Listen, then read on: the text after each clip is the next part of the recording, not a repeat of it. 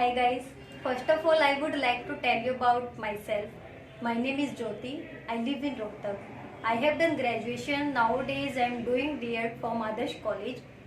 Today I want to tell you about advantages and disadvantages of modern technology in students' life.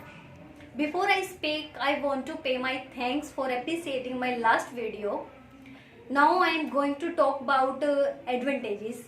Independent learning has become easier and more effective. Good preparation for the future. Modern technology has lowered tuition and textbook prices. Learning with technology is much more interesting, improves engagement and improves knowledge retention, improves communication skills and beneficial for the teachers. Students can learn useful life skills through technology. Now I am going to talk about disadvantages. Lack of interest in hard work, waste of valuable time. Not everything on the internet is true. Hinders basic skills and easier cheating. Misguided by the wrong information, and it can be distracting to students.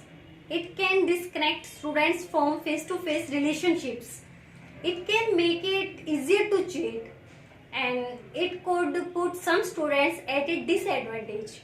Thank you for listening me guys. Have a lovely day. Thank you so much.